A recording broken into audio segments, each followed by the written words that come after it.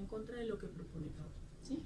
Entonces, esas cosas que les estoy mencionando hacen parte de las críticas. Entonces, que no es medible, que no es cuantificable, que no es observable, que no se puede catalogar como una ciencia, que no es efectivo, que los procesos interventivos son demasiado largos, ¿sí? Eh, Eso también a través de la historia de los diferentes enfoques que vinieron surgiendo con el tiempo, pues ha hecho que ese enfoque no, casi no se utilice, ¿sí? De hecho, por ejemplo, yo aquí en Bogotá, la única universidad que conozco que maneja ese enfoque es la Javeriana, en maestría, que uno puede elegir entre cognitivo, sistémico y psicodinámico. Pero sí, esas son como las principales críticas, ¿no? El tema de que no es tan efectivo, de que es algo muy largo, de que no es algo pues dado a la ciencia o cercano a la ciencia. Bueno, continuando con las preguntas, ¿qué aportaciones realizó la escuela del psicoanálisis? Bueno, esa pregunta está muy orientada como a las premisas de las que ya hablamos, ¿no? El tema del estudio del inconsciente, el tema del estudio de la psique humana, vuelvo y repito que fue la primera escuela que surge. Entonces desde ahí empezamos como a trabajarse todo lo que tenía que ver con la mente humana, como interesarse en esa parte. Y también pues tuvo, en algún momento se trabajó de la mano con la hipnosis como una técnica interventiva. Entonces, pues digamos que las aportaciones están dadas desde este tema del inconsciente, la existencia del inconsciente como tal. Y pues la tópica de la que yo te hablo, entre muchas otras teorías que se fueron desarrollando por otros autores, pero básicamente desde Freud es como esa premisa principal. Ok. ¿Cómo aplicas el conocimiento del enfoque en el trabajo? Bueno, eh, como les comentaba, cuando yo me formé en la universidad, mi pregrado permitió que yo pudiera ver hasta sexto semestre todos los enfoques, ¿sí? Y todas las áreas de la psicología. En sexto semestre mis materias eran esas: psicología clínica, psicología organizacional, psicología social, y a partir de ahí yo podía decidir si me iba por qué enfoque me iba y por qué área me iba. Desde ahí empezamos a hacer las prácticas, a ver las materias, las selectivas y obviamente pues a fortalecer un enfoque en específico. Eso permite que uno conozca todos los enfoques. No quiero decir que con eso uno sea experto en uno solo, no, pero sí permite conocer un poco de todos los enfoques y saber y poder identificar cuál es el enfoque con el que uno mayor más se identifica, y también qué enfoque es más funcional de acuerdo a lo que uno pretende trabajar. Entonces, pues como ya lo comentamos al principio de la entrevista, mi experiencia siempre ha sido en instituciones de educación superior. Y en el ámbito educativo, pues se trabaja mucho se hace orientación psicológica, acompañamiento psicológico, aunque no se hace una intervención como tal terapéutica, sí se hace un acompañamiento psicológico.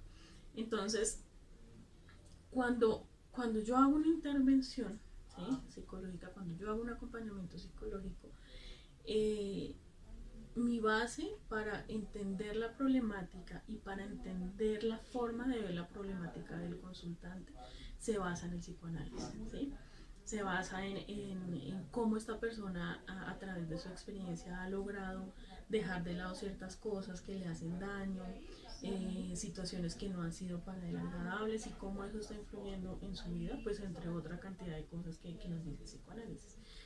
Esas diferentes técnicas que tiene el enfoque para trabajar, yo trato de como adaptarlas a diferentes estrategias y a diferentes actividades que se pueden hacer en un proceso pues, de acompañamiento. Entonces, por ejemplo, el psicoanálisis se utiliza mucho las verbalizaciones. Entonces, las verbalizaciones es lo que yo hablo, ¿sí? Lo que yo estoy en un discurso y estoy en un discurso como contándole a alguien, como sacando a alguien, y a veces en ese discurso yo no soy tan consciente de lo que estoy diciendo. ¿Sí? El ejercicio del terapeuta que está al otro lado es identificar esas frases que me dicen a mí: por aquí, por este lado usted se puede ir, por aquí, por este lado usted puede empezar a intervenir, pero que para el consultante no son conscientes. Entonces ahí es donde pasa de estar en un plano inconsciente y a través de las verbalizaciones pasa a un plano consciente, donde nosotros empezamos a trabajar desde ahí pues las diferentes estrategias que nos da el enfoque para, pues para no solucionar, pero sí como para que la persona identifique cuáles son las estrategias o cuáles son las diferentes eh, opciones que tiene para solucionar algo, ¿no? Otra cosa que se trabaja mucho desde el enfoque son las pruebas proyectivas, ¿no? Que de pronto pues no, esas no nos las muestran mucho, por lo mismo de que no es medible, observable. Entonces, las pruebas proyectivas precisamente se llaman proyectivas porque lo que hacen es proyectar el inconsciente, ¿sí? Entonces, por eso es que ustedes, por ejemplo, conocen el Wartec, que es una prueba proyectiva. Pueden conocer el Macover o la figura humana, es una prueba proyectiva.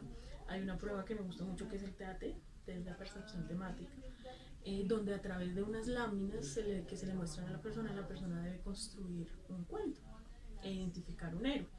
Entonces, al construir un cuento, estoy volviendo al tema de las verbalizaciones que ya les explicaba y estoy permitiendo que el inconsciente fluya. Estoy hablando, al construir un cuento se habla como de otra persona, como de una tercera persona.